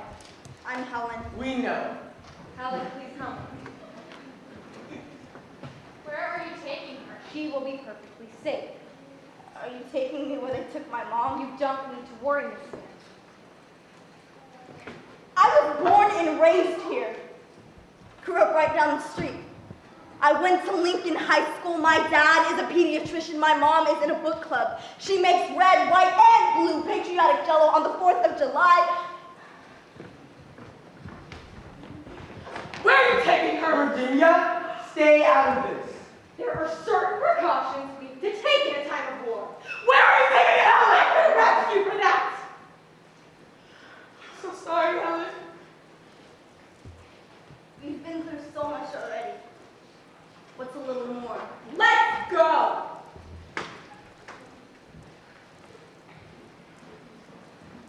I'm really disappointed in all of you. How can you fight for freedom abroad and not even protect it at home? I've heard enough from you, Virginia. You always said that you had our backs. That you would run the way wrong from us. And you let them take Helen. What did she do? You would be wise to stick to everything and leave the bigger issues to the men in charge. I'm so sorry. Why would they take her? I don't know. Maybe she did something? Something wrong? Helen? No, she was a solid worker. How well did you really know her? What are you saying, Margaret? There's not to be a reason. People have to get taken away arbitrarily. Not in America. They took our Thai neighbor away. The one that was so kind to my mom. Can't haul people off and interrogate them whenever you feel like it. We got a couple letters from her. Temporary barracks with no plumbing and no place to cook. Then the letter stopped. mean, I hope she's okay. You hear that, Margaret? A prison. That's where they're taking Helen. A prison. Hey, I'm not the enemy. And Helen is? We don't have any idea who she really is. That's absurd. Better safe than sorry. We should have stopped them from That's taking not her. That's her job. What is her job then? Rivets! When the war is over, what then? Whatever is needed. Wives, mothers, teachers, nurses, librarians. Mechanics, doctors, executives, senators, the president? Not everyone wants to be a Broadway star, Doris! Some of us have realistic expectations. And do those realistic expectations include massive limitations for us? For women? I don't make the rules. Do you vote? Of course I vote. Then I'm assuming you know what went into establishing women's right to vote. If you're asking if I know my history, I certainly do. Well, then you know that many of the freedoms we have come from questioning authority, speaking out against it. These are not some lines from a play, Doris. This is war. We make the necessary sacrifices, and if Helen getting questioned is necessary for us to reach our goal, to end this war and protect our way of life, so be it. Helen is your friend, right? She's someone we work with. I know her. People use the word friend too loosely nowadays. What do we really know about Helen? She's a solid worker. She was supportive and kind to me. And that's all we really know. Are any of us your friends then? I mean, if Helen's not a friend, then who is? I don't know, but I'm not willing to risk our national security on someone we may or may not truly know. I don't know a lot of things for certain, but I know Helen is my friend. I feel it in my heart. Sorry to break it to you, Doris. Feelings don't matter in times like these. That's enough! Doris, stop stirring the pot like you're married. And Margaret, Helen may have not been your friend, but she was ours. And maybe you should reconsider that before you silently sign her off to a not-so-temporary relocation. Back to work, or you'll both end up sorting junk in the scrapyard.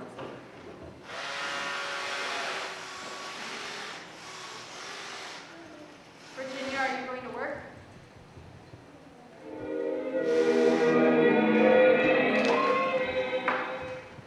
Good morning, Virginia. You're here early. Everything all right, Virginia? You okay, Virginia? You feeling all right, Virginia? Virginia, you need a break. Take a break, Virginia. You can save him. Who? Pilot, we can't save everyone, but we can save him. His plane went down. We heard it, remember? Finish. We need to stop. Please stop, Virginia, just for a minute. Virginia, can you please stop? We can save him. We can't save everyone, but we can save him. Cracking. Can she fix it? Not sure. The pilot, our pilot.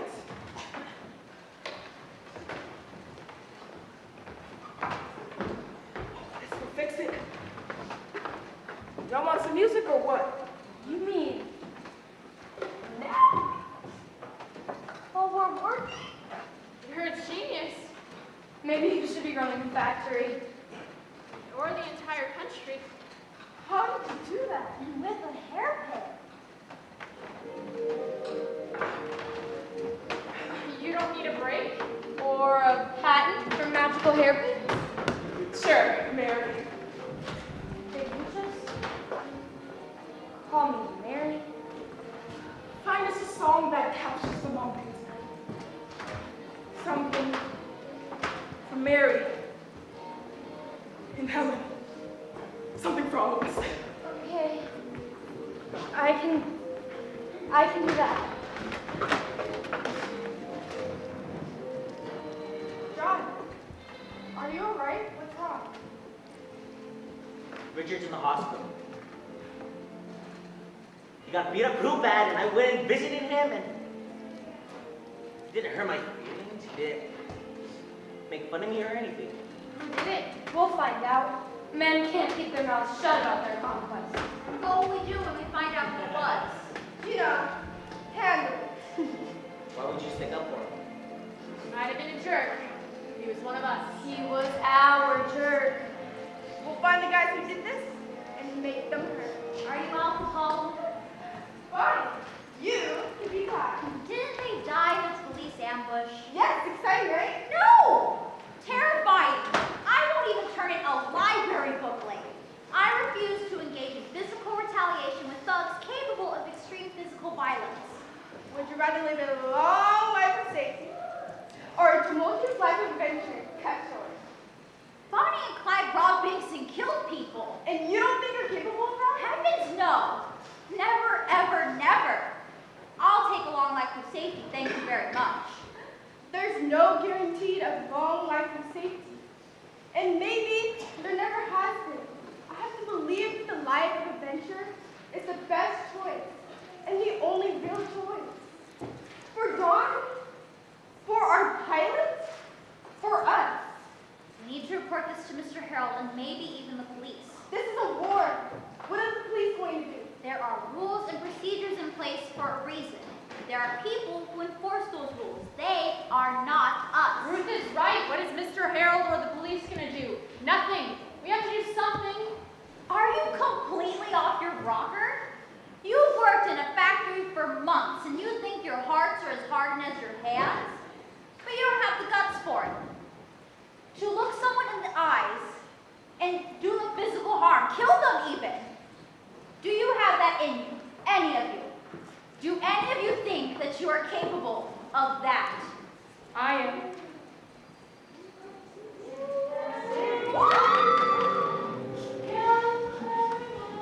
Can anyone hear me? Over. I survived a crash landing. Last known coordinates are 54.6, 164.8. I have no idea where I am. I have no idea. I felt so untouchable up there. I'm in need of rescue. Sounds funny when you say it like that. Rescue. I am in... Last known coordinates are 54.6, 164.8. But that's really just a guess. A bad guess. A guess from someone who got a D in geometry. This is Sergeant Franklin Slater. But my friends call me Frankie. I took enemy fire and was shot down. Please advise. Please advise. Please.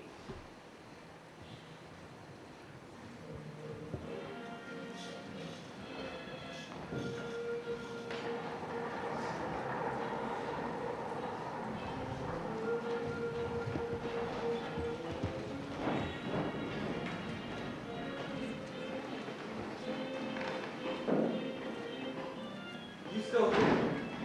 Everyone has gone home for the night. Had to make our quota. Should have kept some of the team with you. I like the work. Virginia, you're exhausted. And what did I say about you, Virginia? I thought you and I were on the same page about distractions. You don't want to end up like Richard, but that's the fate of cowards. It ends the same for all. What did you say? Richard thought what was coming. What was coming to him? Virginia, why don't you come up to my office and have a drink? You've been working so hard lately. No, thank you, sir. You want to forget your troubles? I can help you. Come up to my office and we can relax and unwind. I should go, sir. Hey, I just want to reward my best team leader. Good night, sir. You know, you'd be a lot better off if you played the game. We all have to play it. How I'm playing it. You think I want to kiss a bunch of polyester blend-covered keisters? Well, I don't. But it's what I've got to do. I've got kids, you know, responsibilities. I see the way people look at me. This is the hand I was dealt. And I've done pretty well with it. Made the best out of it. You might want to ask yourself how much better your life would be if you played the games. Just a little. I can help you if you let me. Good night, Mr. Harold. Make sure you don't pass up the best opportunity you might ever have. And what might that be, Mr. Harold? You're smarter than that, Virginia.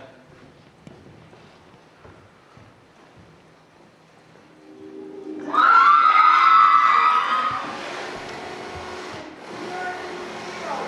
real American hero. You saved that pilot's life. No, I did what any proud American would do. That kid could have died out there without you. How were you able to receive a radio transmission from so far away? Tinkering. Trial and error. I've learned a thing or two working here. It's that same spirit of ingenuity that makes America great that will continue to make America great long after this war is over. Can we get a picture of you with the radio?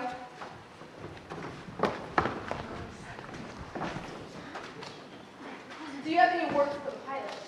Thank you for your bravery and service. I hope I was able to play a minor part in the major sacrifice you made for our country, for me.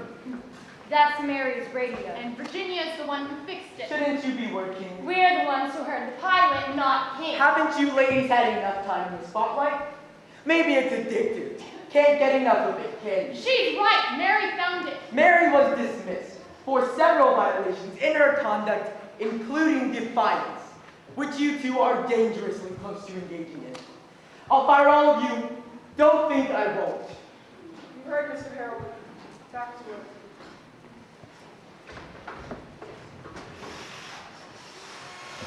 What was his name? Pilot. Frankie Slater. What did Frankie compare the clouds to?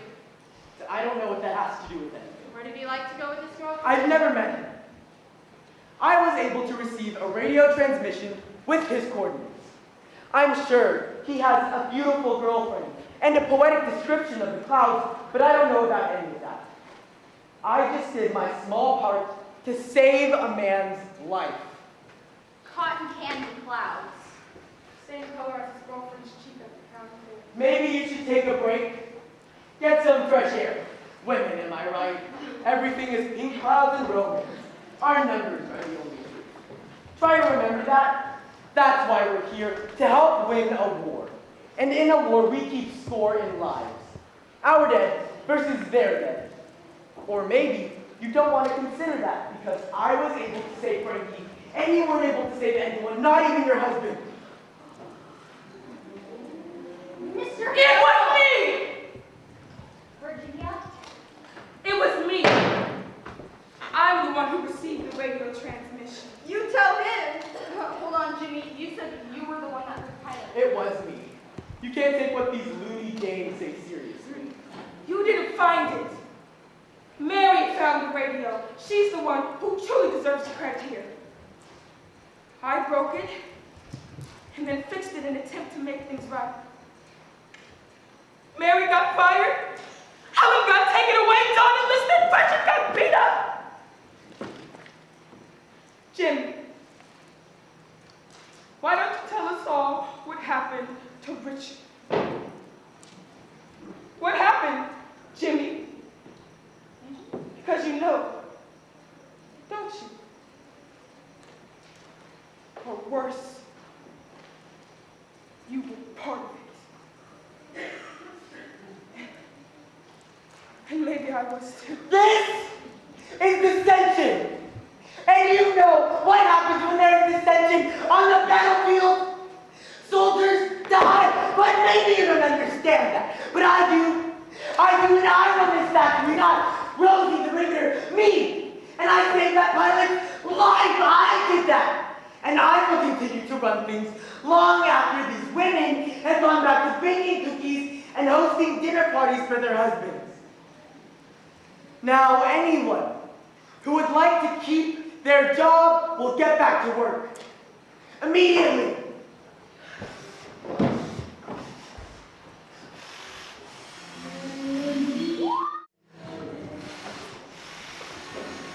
Virginia, Yes. you're being transferred. Dorothy will fill you in on this. She's our manager. Not anymore.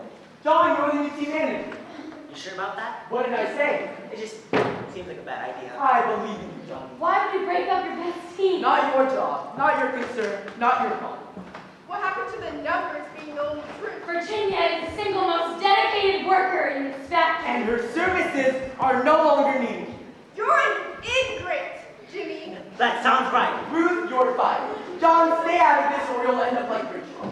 What did you say? Virginia, please, go with it. You can't do this. It's already done. What's to be gained here? You're fired too, Margaret. Virginia, it's time to move now. Doesn't look like she's going anywhere. Virginia, go with Dorothy now.